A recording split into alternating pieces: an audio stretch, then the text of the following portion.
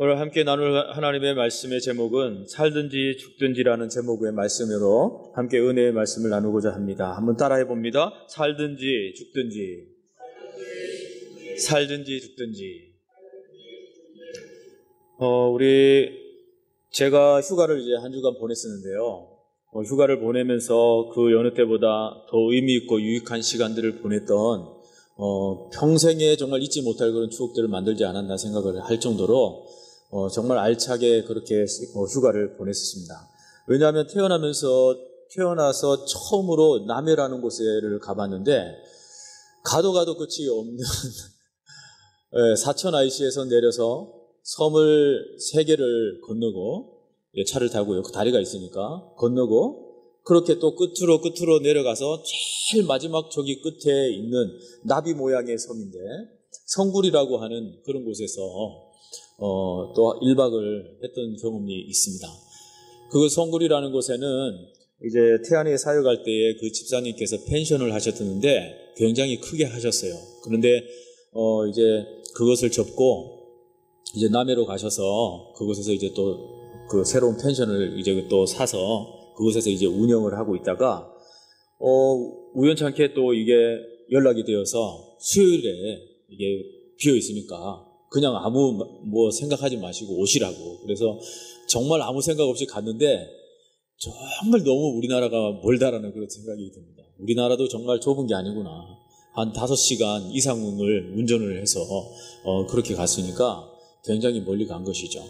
그곳에서 이제 또 하룻밤을 묵고 거의 별장 수준으로 저희가 그렇게 하룻밤을 자고 또 그 저녁 수요일이었는데 거기에 있는 그 마을에 작은 교회, 그 마을에 또 교회가 2개로 또 갈려져 있어요. 우리 같은 노예입니다.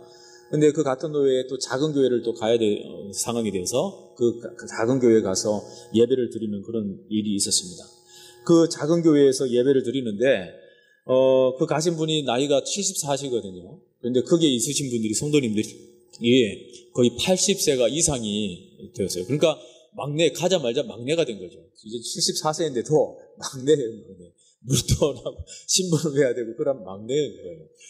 그런데 이제 젊은 사람과 우리 가족이 사모도 그렇고 저도 그렇고 이제 젊은 사람이 이제 갔으니 예배를 드리는데 찬양을 막 열정적으로 이렇게 하고 있는데 나이 드신 분이다 보니까 찬양도 왜 이렇게 그냥 그럭저럭 그냥 조용조용하게 하더라고요. 그래서 이래서는 안 되겠다.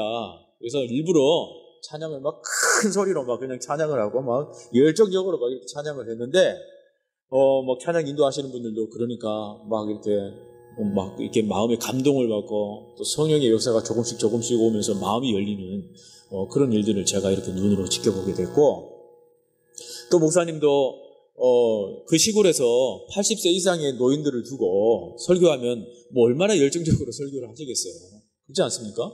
그런데 막 찬양을 뜨겁게 하고 막 했더니 거기에 막 이제 업이 되셨는지 몰라도 얼마나 열정적으로 이렇게 설교를 선포하시는지 너무나 큰 감동을 받았어요. 그런데 그 중에 한 가지 제가 큰 깨달음을 받았는데 소와 말의 차이의 이야기를 해주시는데 손뼉을 탁 제가 쳤어요. 그런데 오늘 말씀이 살든지 죽든지라는 그런 말씀이거든요. 근데 소와 말이 이제 장마가 져서 강에 이제 마구간이 이제 떠내려가서 두 소와 말이 빠지게 되었단 말이에요. 말이 힘이 얼마나 좋습니까? 과천에 가면 1번마, 2번마, 3번마, 네, 1번마 들어왔습니다 하면 이제 하지 않습니까? 말이 그만큼 힘이 굉장히 좋은 그런 말입니다. 소는 저리 가라요. 힘이 말에 비교가 되지 않습니다. 근데 그 물에 빠지면 어느 말이 일찍 죽겠느냐, 소가 일찍 죽겠느냐 그 얘기를 하시더라고요. 여러분 아십니까? 힘센 말이 일찍 죽을까요? 아니면 소가 일찍 죽을까요? 네? 물살은 강이 터져가지고 떠내려가고 있습니다. 근데 힘이 센 말이 일찍 살아서 이제 살 것 같은데 말이 오히려 빨리 죽는다고 합니다. 왜냐하면 그 힘으로 인해서 물이 흐르는 그 강을 자기가 건너보겠다고 위로 있잖아요. 위로. 강이 밑으로 흐르는데 위로 그냥 그 힘으로 헤엄쳐서 올라가니까 올라가면 얼마나 올라가겠습니까? 금방 힘이 빠져서 말은 죽고 만다는 거예요. 그런데 소는 힘이 약해가지고요. 말보다 힘이 약해가지고요. 그냥 가만히 이렇게 둥둥둥 떠내려 가다가 한참을 떠내려 가다 보면 나무 가지가 있을 거 아니에요? 그러면 그런데 이제 탁 잡고 있으면 주인이 그걸 발견하고 뭐라도 이렇게 던져가지고 소를 건져낸다는 거죠. 결론적으로는 오래 사는 것이 바로 소라는 거예요. 힘없는 그 소라는 거죠. 그러니까 살든지 죽든지 우리가 내 능력에 의지해서 살아가는 우리들은 금방 우리는 실망하고 죽을 수밖에 없다는 것이죠. 그 깨달음을 받는데 큰 도전을 받았고 그 외에 말씀을 토대로 그렇게 비유를 통해서 주시는데 큰 감동을 제가 많이 받았습니다. 이 작은 교회이지만 하나님께서 그 노년의 그 노인들을 향해서 그 기도하는 것도 제가 작지만 정말 그 기도하는 열정이 정말 대단하시구나. 살아있는 것을 제가 느꼈어요. 노인들의 그 기도가 살아있어요. 칼이 서 있어요. 칼이 서 있어요. 얼마나 예리한지요. 정말 칼이 서 있어요. 그럴 정도로 우리들도 돌아와서 이 말씀은 제가 꼭 해줘야 되겠는데 어떤 식으로 제가 말씀을 해줘야 될까 궁리하면서 오늘 목사님 또 말씀을 세월을 아끼라 그런 말씀을 주셨는데 그 말씀과 좀 이렇게 약간의 접목을 해보면서 말씀을 좀 이어나가려고 합니다. 우리 본문 말씀에서 보면은 바울 사도는 살든지 죽든지 내 몸에서 그리스도가 종기되기를 소원하고 있습니다. 그리고 사도 바울은 삶의 이유를 분명히 옥중서신을 통해서 이렇게 알려주고 있습니다.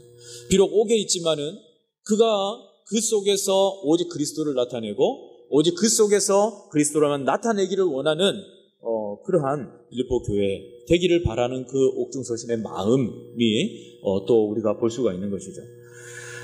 목사님 오늘 그 세월을 아끼라는 마음속에 여러분들 다 기억나시는지 모르겠는데 돈, 명예, 권력으로 우리가 살 것인가?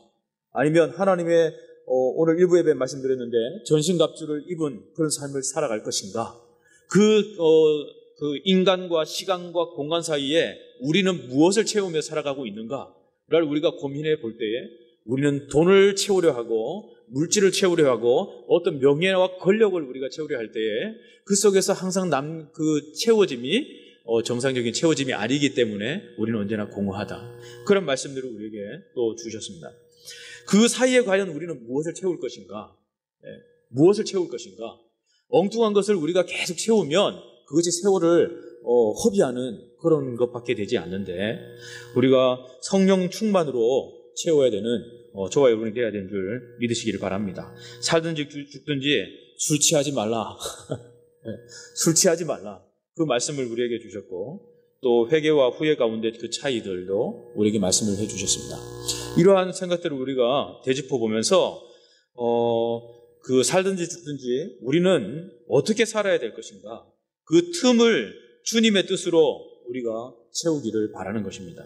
그리고 살든지 죽든지 주님의 뜻으로 그 사이를 채우기 위해서 어떻게 해야 한다고 말씀하고 있느냐면 오늘 본문에 보면은 진전에 그 된 줄을 너희가 알기를 원하노라 라고 말씀하고 있어요. 12절에 형제들아 내가 당한 일이 도리어 복음 전파의 진전이 된 줄을 너희가 알기를 원하노라.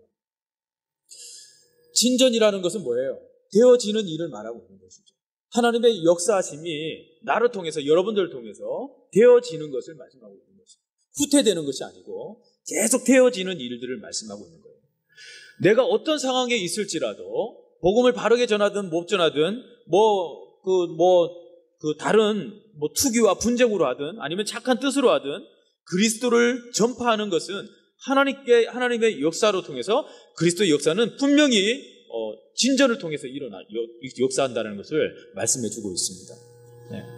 오늘 그 부분을 통해서 어떠한 진전이 일어났는가, 진전이 된 줄을 원하노라 했는데 어떤 진전이 원하는가? 그러면 전하게 되었느니라, 또 전파하나니, 또 그리스도를 전파하느니라, 계속해서 진전적인 말씀들을 사도 바울은 말씀해 주고 있습니다. 그럼 우리는 살아감에 있어서 복음적인 삶을 살아가야 되는데 살든지 죽든지 후퇴된 삶이 아니라 진전 있는 그런 삶을 우리가 살아가야 된다는 것이죠. 이것을 우리가 핵심적으로 포인트를 잡고 그렇게 또 말씀을 우리가 짚어봤으면 좋겠습니다. 오늘 본문 말씀에서 사도 바울은 살든지 죽든지 내 몸에서 그리스도가 존귀되기를 원하고 있습니다. 그리고 사도 바울은 삶의 이유를 분명히 옥중 서신을 통해서 우리에게 말씀을 해주고 있습니다. 우리 에베소서 6장 말씀에는 보면 전신갑주를 취하라고 말씀했는데 일부 말씀에 제가 말씀을 드렸었거든요. 그 중에 누구 안에 사느냐에 따라서 능력이 달라지는 것이 여기 있습니다. 누구 안에 사느냐. 사도 바울은 계속해서 내 안에 그리스도 안에라는 그런 말씀을 계속 표현하고 있으면서 너희가 누구 안에 사느냐에 따라서 그 능력이 달라진다라는 것을 말씀해 주고 있습니다. 그래서 그 힘의 능력으로 강건하여 지고라는 그런 말씀이 시작을 하고 있어요. 그러면서 이 문장은 수동태의 문장입니다. 내가 나의 힘의 능력이 아니라 수동태예요. 하나님의 능력 없이 그리스도 안에 강한 힘을 받지 못하면 우리는 굳세게 되지 못한다라는 그런 수동태가 담겨져 있습니다. 그러니까 우리의 능력으로는 할 수 없다라는 거죠. 오직 주님의 능력으로 할 수 있습니다. 라는 그런 수동태가 담겨져 있어요. 그래서 우리의 살든지 죽든지 우리가 이 그리스도 안에서 수동태의 마음을 취하고 그리스도만이 나를 이끌어 줄 수 있고 나의 강한 힘을 줄 수 있고 굳세게 할 수 있다라는 그 믿음을 가지고 우리가 주의 일들을 세월을 아끼며 주의 일들을 해나가야 되는 줄 믿습니다. 우리 첫째로 그러기 위해서 그의 인생의 목적은 구체적으로 사도 바울의 목적은 무엇인가 그렇다면 그 사도 바울의 인생의 목적이 구체적으로 무엇이었는가를 우리가 몇 가지로 살펴보기를 원합니다. 우리 12절을 한번 읽어보시겠습니까? 다시 한번 시작. 형제들아 내가 당한 일이 도리어 복음 전파의 진전이 된 줄을 너희가 알기를 원하노라. 우리 첫 번째로 보면 복음의 진보가 있었다는 거예요. 복음의 진보가 있었다. 바울 사도는 다메섹 도상에서 부활하신 주님과의 만남을 통해서 삶의 이유를 수정했습니다. 기독교를 박해하고 잔해하였던 그가 이를 이방인에게 전파하기 위해서 자신이 주님의 택함 받은 그릇이라는 사실을 명심하고 이를 이루기 위해서 전력 투구하는 그런 모습이 바뀌어진 모습을 볼 수가 있습니다. 그래서 사도행전 9장 15절의 말씀에 보면은 이렇게 표현하고 있어요. 주께서 이르시되 가라 이 사람은 내 이름을 이방인과 임금들과 이스라엘 자손들에게 전하기 위하여 택한 나의 그릇이다 라고 말씀하고 있습니다. 선교의 확장, 다시 말하면 먼저 복음이 만국에 전파되는 것은 기독교 최고의 사역이라고 말씀하고 있는 거예요. 우리 모두는 직접 간접적으로 이 일에 우리 협력해야 되는 것입니다. 우리의 삶의 궁극적인 목적을 여기에 두어야 하는 거예요. 그래서 사도행전 20장 24절에 또 말합니다. 내가 달려갈 길과 주 예수께 받은 사명 곧 하나님의 복음의 은혜의 복음을 증언하는 일을 마치려 하면은 나의 생명조차 조금도 귀한 것으로 여기지 아니하노라. 사도 바울의 살든지 죽든지의 그 인생은 진보적인 삶이었는데 어떤 것으로 진보적이었느냐? 나의 달려갈 길 주 예수께 받은 사명, 그 사명을 하나님의 은혜의 복음을 증언하는 일에 마치려 하면은 나의 생명조차 조금도 귀한 것으로 여기지 아니합니다. 나의 생명조차 걸고 나의 생명조차 던지면서 내가 그리스도의 복음을 증거하겠다라는 그런 뜻이 담겨져 있다는 거죠. 그래서 사도 바울은 주 예수께 받은 사명, 곧 복음의 전파를 삶의 최대의 숙제로 삼은 거예요. 어떻게 하면 이 숙제를 풀 수 있을까? 과거는 나는 비록 이랬지만은 지금 현재에 변화된 그러한 그 사도 바울의 모습, 나의 모습, 그 모습이 어떻게 하면 그 하나님의 숙제를 내가 풀 수 있을까를 궁리하면서 살든지 죽든지라는 그런 표현들을 쓰고 있는 것입니다. 두 번째는 20절 말씀인데 주님께 영광이 있었다는 것입니다. 우리 한번 20절을 읽어볼까요? 시작. 다시 한번 시작. 나의 간절한 기대와 소망을 따라 아무 일에든지 부끄러워하지 아니하고 지금도 전과 같이 온전히 담대하여 살든지 죽든지 내 몸에서 그리스도가 존귀하게 되게 하려 하나니. 사도 바울의 인생의 목적은 구체적으로 무엇인가? 주님께 영광이었다는 것입니다. 바울은 주님께서 존귀하게 되도록 하기 위해서 살든지 죽든지 전력을 다했다. 그렇기에 그는 우리에게 그런즉 너희가 먹든지 마시든지 무엇을 하든지 다 하나님의 영광을 위하여 하라라고 고린도전서 10장 31절에 말씀하고 있습니다. 또 로마서 14장 8절에 보면 우리가 살아도 주를 위하여 살고 죽어도 주를 위하여 죽나니 그러므로 사나 죽으나 우리가 주의 것이로다 라고 말씀하고 있습니다. 그의 인생의 목적은 주님께 영광을 돌리는 데 목적이 있는 거죠. 사나 죽으나 주님의 영광이 드러나야 나는 것으로 그는 최고의 그런 삶을 그렇게 살았습니다. 이것을 보면서 저와 여러분은 바울이 복음에 전심전력하고 있음을 우리가 알 수 있는 것이죠. 마태복음 6장 33절에 그런즉 너희는 먼저 그의 나라와 그의 의를 구하라. 그리하면 이 모든 것을 누구에게? 너희에게 더하시리라 라고 말씀합니다. 이 더한다라는 것에는 그냥 더해 주시는 것이 아니고 그의 의를 따라서 구하고 그의 의를 따라서 행할 때에 더해 주신다는 거예요. 이것이 응답입니다. 의를 따라서 기도하고 행하는 모든 부분들은 하나님께서 그 의를 위해서 하는 모든 부분에 하나님이 더해 주신다고 말씀하고 있습니다.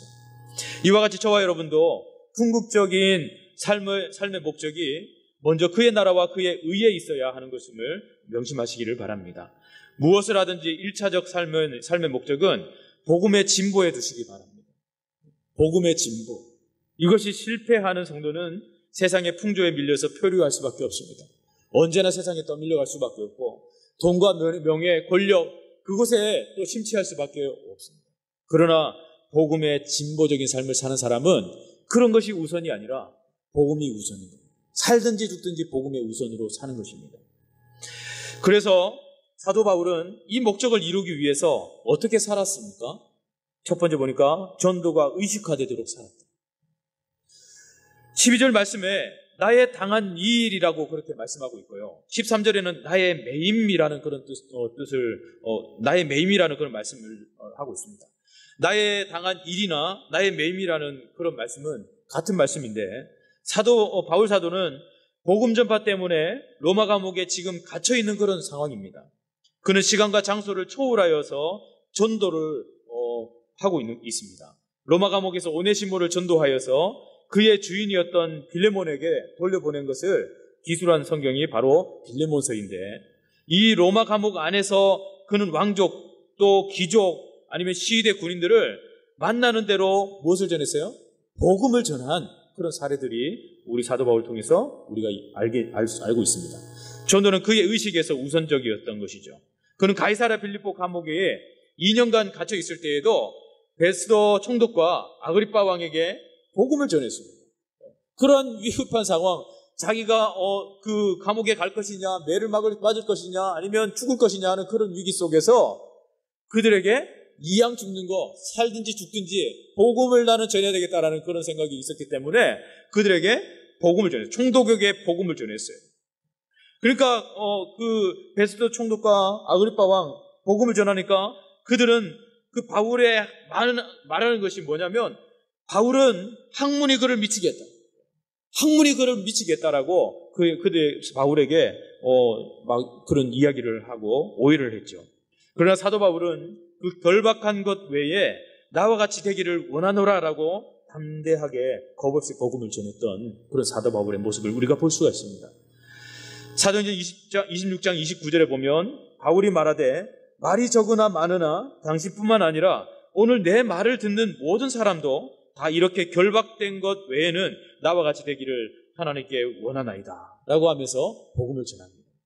심지어 가이사랴 빌립보 감옥에서 로마로 이송될 때에 지중해에서 유라굴로 광풍을 만나 위기 중에 있을 때에도 살든지 죽든지 배에 탄 군인들에게 전도의 말씀을 전하는 그런 복음 전도 체질화가 되어버린 그런 사도 바울의 모습을 볼 수가 있습니다. 그러면 우리가 전도를 할 때 어떻게 우리가 이제 해야 되는 것인지 그것이 우리에게 큰 숙제인데 그것은 간단합니다. 전 성도가 전도 체질화되는 거예요. 다른 게 없습니다. 한 사람만 전도한다고 해서 전도가 이루어지고 전도가 또 그 정착하고 또 우리 성도로 뿌리 내리고 우리 교회를 이제 사랑하게 되고 또 함께 이제 이 공동체 안에서 또 그 한 식구가 되어서 복음의 또 다른 복음의 사역들을 해 나가는 것은 철저한 전도 체질화가 되지 않으면 사도 바울과 같은 체질화가 되지 않으면 우리는 언제나 항상 전도를 하는데 열매 없는 그런 삶밖에 되지 않는 거예요. 우리 복음 전하는 우리 전도팀도 마찬가지고 온 성도도 마찬가지입니다. 나는 복음 전도팀이 있고 나는 팀이 아니기 때문에 전도 안 해도 된다라는 그런 식이 있으면 교회는 열매 맺지 못합니다. 모두가 전도 체질화가 되어야 돼요. 오직 그냥 사도 바울과 같은 어떤 상황에 있든지 간에 예수 그리스도가 내 입술에서 튀어나와야 돼요. 내 입술에서 증거되어야 돼요. 그래서 사도행전 27장 23절에 보면 이렇게 말해요. 내가 속한 바 곧 내가 섬기는 하나님의 사자가 어젯밤에 내 곁에 서서 말하되 바울아 두려워하지 말라. 내가 가이사 앞에 서야 하겠고 또 하나님께서 너와 함께 항해하는 자를 다 내게 주셨다 하였으니 그러므로 여러분이여 안심하라. 나는 내게 말씀하신 그대로 되리라고 하나님을 믿노라. 그런즉 우리가 반드시 한 섬에 걸리리라 하더라. 이러한 것조차도 사도 바울은 하나님께서 살려주시리라, 걸리게 하시리라, 그렇게 확신 있는 말과 선포와 하나님을 믿는 그 믿음의 확신을 가지고 복음을 전했다는 거예요. 하나님이 살려주시겠다는 거예요. 비록 막 이게 파손되고 막 완전히 다 무너지게 생겼고 막 배가 부서지는 상황에서 우리는 반드시 하나님이 걸리게 해주셔서 우리는 살 것이다라는 그런 확신이 있어요. 복음을 전할 때 그렇게 살겠습니까? 하나님 함께 축복해 주실까요? 이렇게 하는 것보다 생명이 있습니다. 그 하나님 안에 생명이 있습니다. 하나님께 기도하면 응답이 있습니다. 병고침이 있습니다. 라는 확신을 가지고 그렇게 전해야 되는 그러한 전도 체질이라 돼요. 확신 있는 복음 전도가 우리에게 필요하다는 거예요. 그러한 전도를 하시는 분이 있습니까? 반드시 삽니다. 암에 걸렸는데 반드시 삽니다. 기도하십시다 하면서 전도하시는 분이 있습니까? 병원에서 치료 잘 받으시고 기도하겠습니다 라는 말은 할 수 있을지 모르겠습니다. 때로 우리가 기도하면서 그러한 담대함으로 믿음으로 나아갈 필요도 있을 것 같습니다. 왜냐하면 하나님이 전능하신 하나님이잖아요. 제가 또 살든지 죽든지 하나님의 영광을 위해서 내가 또 살아야 될 이유가 또 하나는 뭐냐면 그 좋은 환경, 정말 그 남해라는 곳이 너무너무 좋더라고요. 그런 것을 보면서 하나님의 자연 만물을 바라보면서 이렇게 좋은 곳에 내가 가보지 못한 곳이 있었고 더 좋은 곳이 있다라는 것에 또 오래 살아야겠다는 그런 또한 하나의 또 이렇게 그 생각들이 들 만큼 그러한 마음들을 가지고 돌아왔습니다. 우리가 살아야 될 이유는 그런 자연 만물 속에서 하나님을 깨닫고 느끼고 하나님이 이렇게 아름답게 세상을 창조하셨는데 우리가 그 하나님을 제대로 전하지 못한다면 정말 이것 또한 나의 큰 잘못이고 이 역대상 나의 최고의 정말 하나님께 부끄러움을 드리는 그런 일이 아닌가 생각을 했어요. 여러분, 전도 체질화되어서 어떠한 상황에 있든지 간에 우리가 복음 전하는 것이 우리에게 너무나 중요합니다. 정말 여러분들이 한번 생각해 보시고 나를 체질화시키십시오. 전도 체질화시키십시오. 사도 바울과 같이 전도 체질화시키십시오. 관계가 맺어지면 그 사람을 향해서 그냥 조심스러운 것보다 담대하게 그냥 말씀을 선포하시고 증거하십시오. 그러면 그분이 그 복음을 듣고 생각을 하거나 성령이 그 마음의 뜻을 움직이시거나 하실 겁니다. 우리가 마음 없이 전하는 그것이 오히려 시험거리가 되는 것입니다. 그리고 확신 있는 삶을 우리가 살아갈 때 그 속에서 더 큰 은혜와 역사가 일어나는 줄을 믿으시기 바랍니다. 무슨 일에든지 성공하는 사람의 의식은 그 일에 충만해 있습니다. 그 일에 미쳐 있어요. 그 일에 충만해 있어요. 그렇기 때문에 우리는 무슨 일에 종사하든지 그 일을 통해서 주님께서 존귀되도록 우리가 노력하는 것이 바른 자세입니다. 우리의 사역을 통해서 잃어버린 영혼들이 구원받도록 최선을 다해야만 하는 것입니다. 항상 하나님의 소명을 이루는 전도의식으로 무장되어야만 하는 것입니다. 18절의 말씀에 보면 또 하나는 체질화된 전도의 삶을 살았다고 말씀하고 있습니다. 사도 바울은 다메섹에서 그가 핍박하던 예수님께서 부활한 사실을 확인하고 핍박자요, 폭행자요, 살인자였던 그가 복음 전도자로, 뜨거운 선교사로, 신실한 목회자로 삶의 패러다임이 바뀌어버렸습니다. 모든 것이 완전히 바뀌어버렸습니다. 오직 복음 하나로 모든 것이 다 바뀌어버렸습니다. 그가 예수님의 소명을 받은 즉시로 예수가 하나님의 아들이심을 전파하였다고 말씀하고 있습니다. 우리 사도행전 9장 20절에 보면 즉시로 각 회당에서 예수가 하나님의 아들이심을 전파했다라고 말해요. 즉시로. 옛사람이 호련히 변화해서 새 사람이 된 것입니다. 어떻게 해요? 즉시로.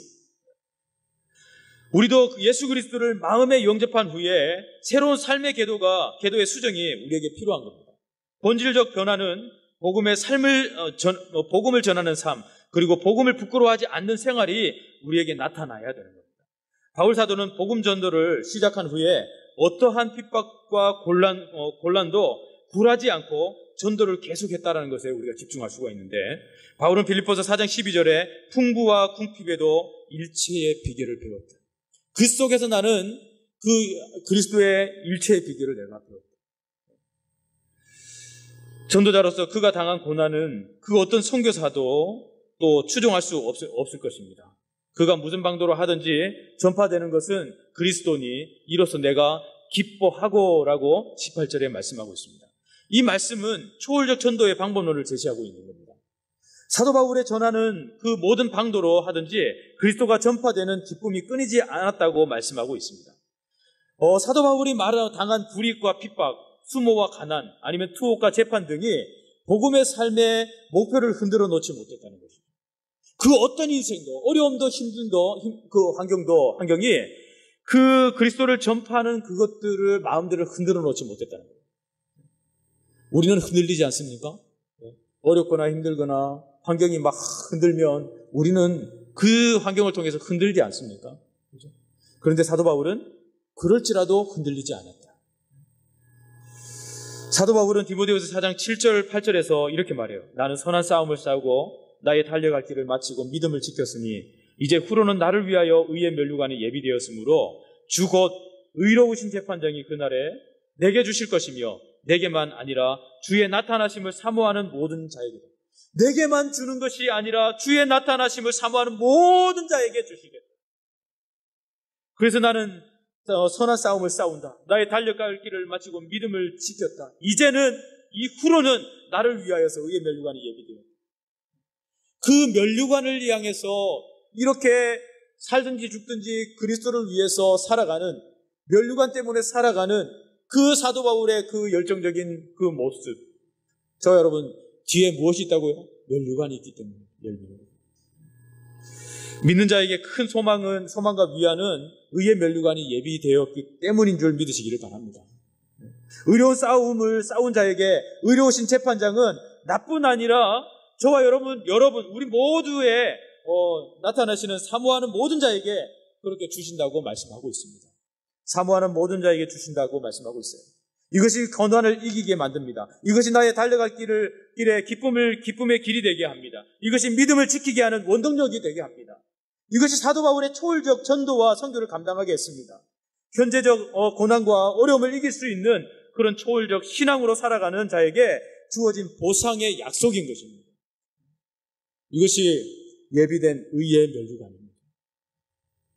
그 면류관을 위하여서 여러분들 열심히 전도해 보십시오. 그것만큼 그 면류관의 상급이 최고의 가치로 하나님께서 인정해 주신 것, 그 이상이 없습니다. 디모데후서 4장 17절, 주께서 내 곁에 서서 나에게 힘을 주심은 나로 말미암아 선포된 말씀이 온전히 전파되어 모든 이방인이 듣게 하려 하심이니 내가 사자의 입에서 건짐을 받았느니라. 사도 바울이 전도와 선교의 사역을 계속할 수 있었던 것은 주께서 내 곁에 서서 나를 강건케 하심은 나로 말미암아 전도의 말씀이 전파되도록 도우신 결과라고 그렇게 고백하고 있습니다. 우리 대구 감옥으로 이송되어 가는 손양원 목사님을 잠시 면회한 오전모 사모님이시거든요. 오전모 사모님은 손가락으로 요한계시록 2장 10절을 탁 짚어 보이면서 그 손양원 목사님이 보도록 그렇게 손가락을 탁 짚으면서 이렇게 이야기를 했다고 그래요. 내가 죽도록 충성하라. 그리하면 내가 생명의 면류관을 내게 주리라. 이제 대구에 내려가서 순교를 당할지 어떻게 죽을지 모르는 그 상황에서 그 사모님이 정말 그 남편 목사님에게 당부하고 말씀을 준, 손가락으로 탁 짚어준 그 말씀이 내가 죽도록 충성하라. 그러면 내가 생명의 면류관을 내게 주리라. 끝까지 충성하는 그 모습 속에서 생명의 면류관을 주실 것입니다 라는 그러한 말씀을 남편에게 던져주었다고 합니다. 이 약속은 오늘날에도 죽든지 살든지 삶의 궁극적 목적으로 삼고 복음 전도에 힘을 쓰는 모든 성도들에게 주어진 보상의 약속인 줄 믿으시기를 바랍니다. 이제 말씀을 맺겠습니다. 우리는 어떤 장소에든지 어떤 시간에든지 기회가 주어지면 무슨 방도로 하든지 우리가 만난 사람에게 예수 그리스도의 십자가 대속과 또 육체적 부활의 증거하고 이를 믿고 의지하는 그런 믿음의 사람이 받는 복을 우리가 간증할 수 있는 저와 여러분이 될 수 있기를 바랍니다. 이것은 우리 모두의 보편적 사명인 줄 믿습니다. 돈과 쾌락, 재미와 취미에만 따라다니지 말고 삶의 궁극적 목적에 충실한 하나님의 자녀로 보람된 삶을 누릴 수 있기를 주님의 이름으로 축원드립니다. 우리